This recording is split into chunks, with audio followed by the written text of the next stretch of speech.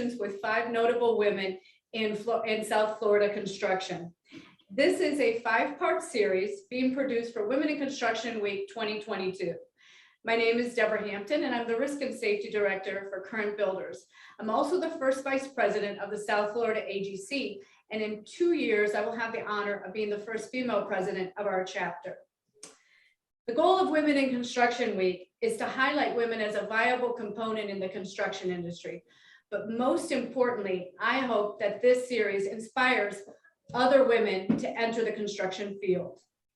I am pleased to say that I am here today with Lisa Hamilton, who is a project executive with Coastal Construction, who, according to South Florida Business Journal, is South Florida's largest construction firm by volume.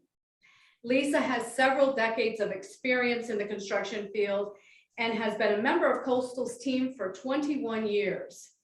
As with many of our members, Lisa first started off with a desire to obtain a degree in architecture and soon switched over from University of Florida's architectural school into the construction management arena and obtained her degree in construction management. Welcome, Lisa. Thank you, Debbie. So, first of all, I'd like to ask, why did you change from architecture to construction management? While I was at UF in the architecture program, something just never sat with right in my heart, and I just didn't seem like architecture was going to be the right end place for me. So I went next door to the building construction department and listened to their program and decided to change my major to building construction because I thought it was going to end up being more suited for me. And I don't regret one moment of it. So it's been an exciting 30 plus years, and I wouldn't change a thing. That's awesome. Well, obviously it's very challenging. And so on that note, what would you say have been some of your largest challenges so far, and how have you been able to overcome them?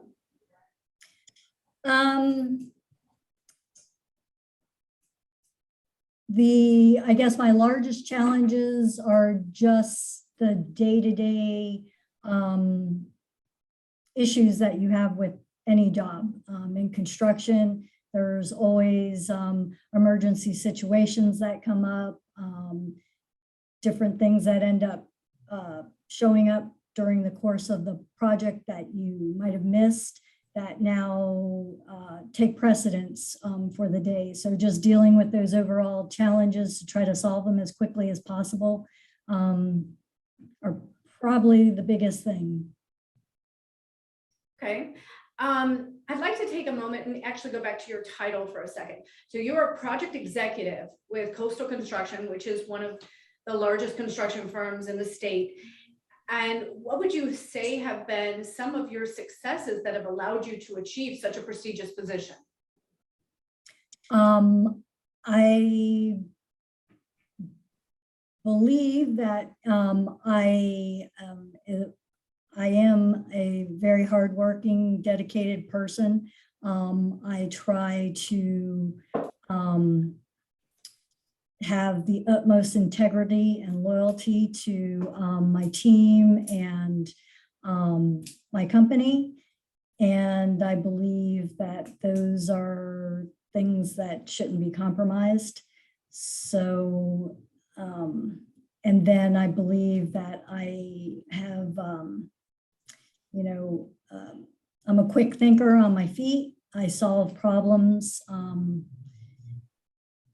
expeditiously. I actually, Coastal, I help solve a bunch of problems that might be going on, jobs that have happened in the past that where people have quit, where they've put me in. So I had to react and, learn a year's worth of history on the project to keep it moving forward. So I think those are some of my stronger assets, is that I'm organized and that I can reorganize a team and get things functioning and back on track to work the way they're supposed to. That's fantastic. Sounds like you have some fantastic leadership qualities. I do want to ask you something. You were mentioning 32 years in the business. Yes, roughly, yes. Okay, so obviously you've seen a lot of different changes. Do you think, in your opinion, that things are opening up for women, that there are more opportunities today for women than there have been, let's say even in the past decade or so? I definitely think there's more opportunities, and maybe not really more opportunities. There's just more women who are interested in construction than they were before, because I don't know that there was a limitation to what was available to women before. I just think it was potentially intimidation, that it was a man's field, and a woman wasn't capable of entering that field. I was actually told on one of my first interviews that I would never make it in construction, and that I had no business in construction because I was a woman. Wow. So, yes.